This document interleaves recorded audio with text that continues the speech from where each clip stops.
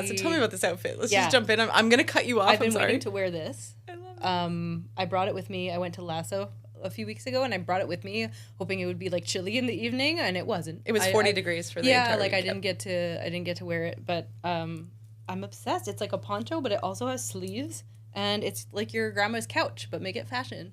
Yeah, it is. It is so. It was like made for you, because the style that I know you to wear has that little bit of 60s hippie influence, and this, you're absolutely right. Thank you. My boyfriend actually found it in the States at I guess TJ Maxx or whatever, like the winner's equivalent is, and it was like $10.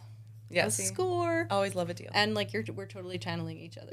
I love it. Okay, so I have to say, every time I think daisies and butterflies, like Drew Barrymore pops into my head. Yeah. Like just from back in the 90s. Yeah, like, you have a very 90s. Like the 17 YM cover with like the daisies in her hair. Oh, yeah. I loved her then. I love her now. And yeah, like we'll talk a little bit about influences, but I think she influenced my love of tattoos for sure. a little bit. But and the 90s are also really back. And like early 2000s fashions. My kids, everything they're buying, I'm like, I had that. I had that exact pattern. Yeah. I had that exact cut. I'm like, had I just been a hoarder and kept all my wardrobe when I was 16, I would have saved a lot of money on kids' clothes. Right.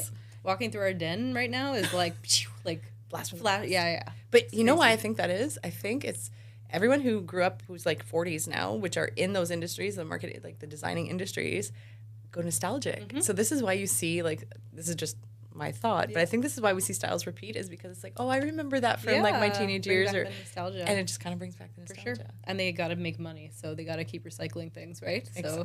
So fast fashion and all but that. But I love that it's coming back, because there's some stuff. Like I just bought myself a pair of shoes for my wedding, which like it's funny because I'm wearing a very nice, just simple.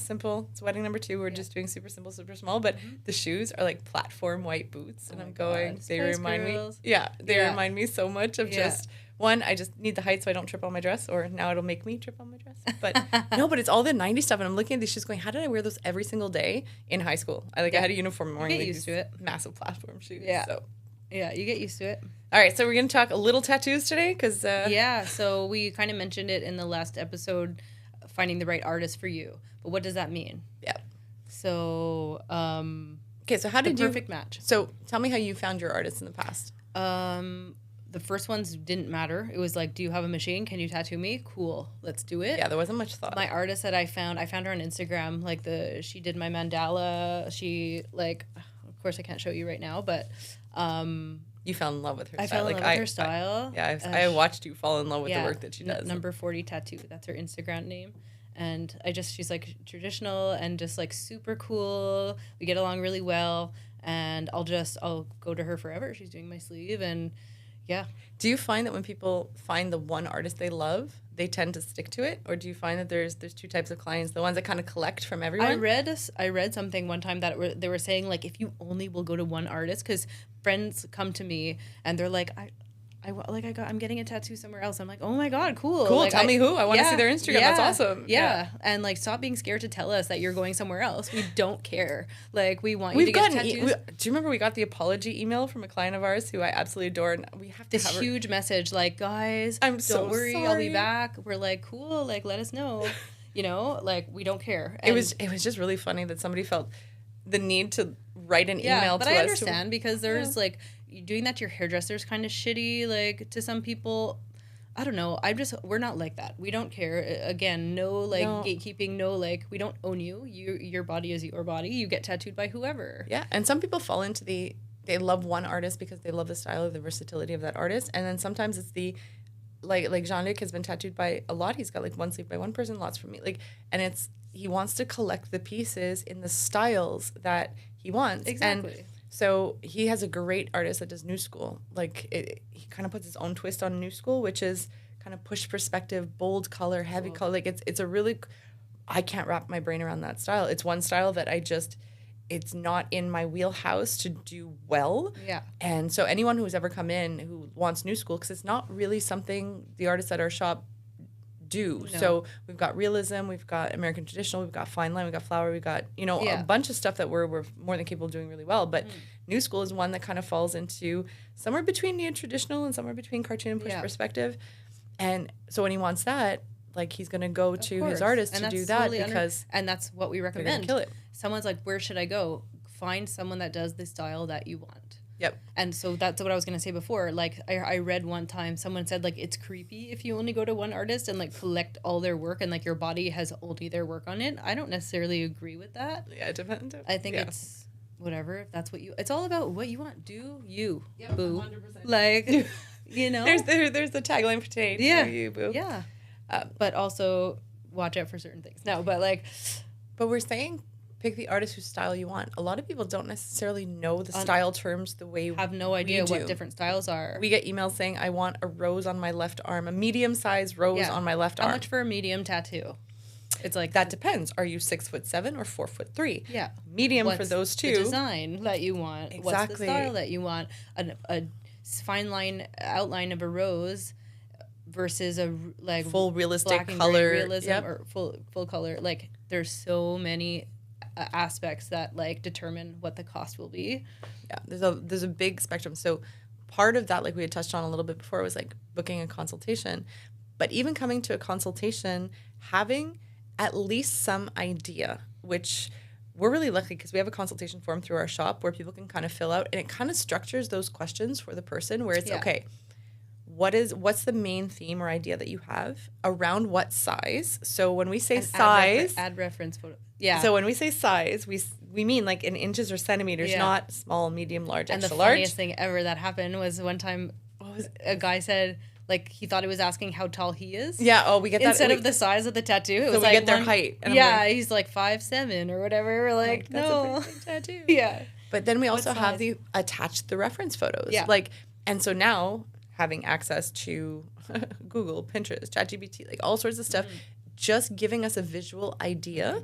Even if you're not 100% sure, that's absolutely fine. That's kind of our job. And that's where the consultations come in, because people send reference photos that one is realism and one is just an outline. Yep.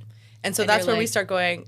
So as soon as I see, as soon as we get one of those forms where I see a full color realism rose and then a fine line, just an outline, and then some other, and I'm like, okay, so we know they want a rose. Yeah. But this is where I go 100%. That's why we're the artists and they're not. Like, that, you know, some people are not visual at all. Some people are like, I fully trust you. Like, I don't even need to see it because I don't really know what I'm looking at. Yeah. Which is why I think when we say pick the artist, so go through their work and just, if you're like, wow, I love what they did here, then chances are you're going to kind of fall into the style that they're doing because it stands out to you in some way.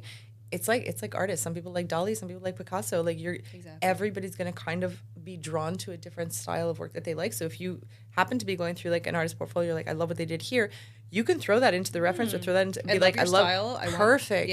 Then I can start going in that direction. And then what we do is, the one thing I'd say avoid is draw it up and then I'll decide, because we don't have, like, I would love to be able to have the time to do this, but we don't. We don't have time to like draw it. Or people are like, in your free time. In your free time, can you draw this for me? Like, I get it. Like, I need to sleep between midnight and 4 People don't know what our schedules are like, you know? No. And like, drawing takes time.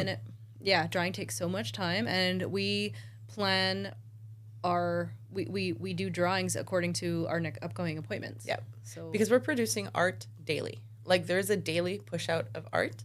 And so for kind of wild when you think about it. Yeah, when you actually sit down and go, doing art, like I've never before doing this job had to do like art on a deadline. Luckily, as a teacher, it kind of maybe structured me a bit better because kids had You're so organized. It's crazy. I had to be. I come crying to you like, I need to do this and I don't know. Yeah. But like that, I'm new to it. Like, so I thank God I have you guys to like calm me down and be like, okay, what's your priority? Yeah, I structure my drawing schedule almost the same way I used to structure the kids' assignments and homework. Like, okay, so the day I'm doing the tattoo is report card day. Like, I need to have everything done by then. But here's the other thing. Is they send it to me ahead of time. Sometimes there is no ahead of time. No. Like, I wish there was, but sometimes if I send it to, like, let's say I happen to have it done and I send it to you on the Monday and we're tattooing on the Thursday, I know myself. On Wednesday night, I'm going to get this kick of inspiration and be like, oh, wait, I have another idea. And I'm going to go back and change or tweak because it hits me. Yeah. And if I had sent it to you then and you like that one. And we usually communicate. Like, we'll try to send it to you like a couple days before or whatever. But some artists don't do that at all. Yeah, I'm doing it less and less. Not because it's just because, one, there is no time. Because by the time I finish work, get home, commute with the kids, make supper, sit down, eat supper. It's usually about 8:30. So from 8:30 to 9:30, because I'm usually up at 5. So 8:30 to 9:30, I have that 1 hour to either get out my social media, post my stuff on Instagram, reply to whatever clients. And I do want to spend some downtime with my family. And so many times in my evenings, as soon as supper is done, I'm like, okay, I'm out, guys, and I'm back to work, and I'm on my phone or I'm on my iPad. And I'm learning that I need to strike a, like, my kids are growing up so fast. I don't want to miss out on these last little time of the conversations with them about their day. It's really hard to prioritize, but, you know, being in this industry is something like... That's the chaos. It's chaotic, but it ultimately, like, it works. And we make it work. And yeah, so if your artist isn't sending you the design... Yeah, don't panic. And look, if there is something major, like that's what we had, there's so much before that appointment, like that's why you have the consultation and everything. And like, hopefully you guys are on the same page, and it won't happen that you go in for your appointment and go, oh my gosh, that's not what I wanted at all. And then in that case, I don't think I've had that happen where it was fully, because you always prepare yourself so well. Okay, but I'm ridiculous, and I don't give people one option. I tend to draw 3 or 4 options. Yeah. Because of either how it's going to flow on the body, because I'm really big on when we draw something 2-dimensional, it doesn't always translate well. And so I try and give myself some options to make sure that if on that day they change ideas or change position or hadn't thought of something. So when somebody comes, usually there's going to be one that they fall in love with. Yeah. It often happens that it's also the one that I have my heart on doing. Same. I'm always like, I'm not going to tell you which one I like the best. You tell me first, and then I'm like, oh my God, that's the one I love too. Yeah. Perfect. That happens more often than not. Yeah. Exactly. But so when you're picking your artist, you really want to pick somebody who really has your project. They're going to pour their heart and soul. I don't care whether your project is a single little heart or an entire back piece. Mm-hmm. Like, I know some people who just want to do bigger stuff, and that's fine. They've earned the right to want to do that. But for me, at my core, it's the meaning you have behind the tattoo that makes it special for me. Exactly. And this is why in the consultations I always ask, well, what's the story behind this? If you don't mind sharing, like, what is this? Because whether it's a pop print, a heartbeat, a gigantic, like, Greek mythology piece, like, there's usually, it's the stories of the tattoos. Yeah, especially for, like, memorial pieces and stuff like that, you know. Those ones I carry. There's Kleenex in our drawing room at the consultation table, because people, like, it's, you know, it's super emotional. And, like, so picking the right artist, like, if you feel like that detachment or like some like that they're, you know, if it doesn't feel right, like, I think that's really, and that's okay. And you can walk away and just be like, I'm going to keep doing my homework. I'll let you know. That's absolutely fine. But yeah, picking that. So it's not just the piece, but it's the person. And we've heard some horror stories. We were just talking about this before, where people are getting tattoos removed, and not because the tattoo is bad. Yeah. You want to talk about that a little bit? Because you were mentioning it. For sure. So like, our bosses own and operate Azalea Laser Clinic in LaSalle, and like, I see these beautiful pictures and I'm like, why would that person get that removed? But Mary tells us because they had a horrible experience. It's a beautiful tattoo, and it probably cost them thousands of dollars, but if it, like, you know, it was a bad experience, it was a bad day, or like, you know, they didn't have a great experience, they're going to want to remove it, because every time they look down, they're remembering that. So that's there you go. You hit the nail on the head. The tattoo is one memory. The getting the tattoo is another memory. And if the overall experience is basically etched into your skin and on your body. So yeah, Mary's told us a few times she's removing some beautiful tattoos, but not because the tattoos were badly done.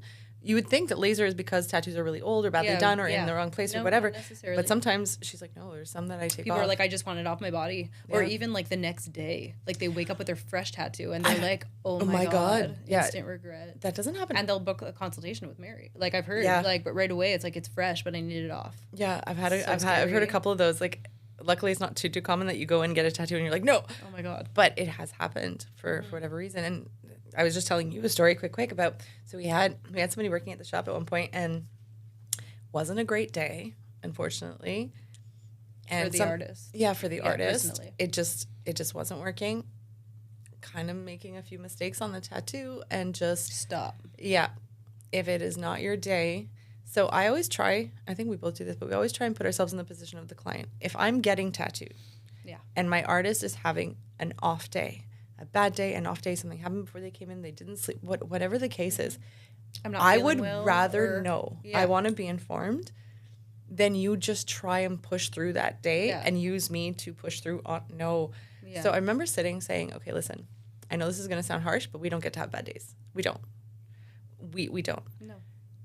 It is not our client's fault if we're having a bad day. Mm-hmm. We need to either leave that at the door, resolve it before, or be very transparent and honest with our client and say, listen, I'm off today. This happened. Mm-hmm. I'm giving you the option. I wouldn't want my artist tattooing me if they're like, no, exactly. getting over a breakup or like, something happened with their kid or their grandmother's not doing, and like they're like feeling like crap like the day of my tattoo. I don't want that energy. Like we always say, like it's a ritual. It's almost like a bloodletting ritual. Like we're opening skin. It's an energy exchange. Tattooing forever was a sacred thing. Like for many cultures and many moons, and if you go into like the tattoo history, there is something sacred about marking your skin, marking your skin with things that matter.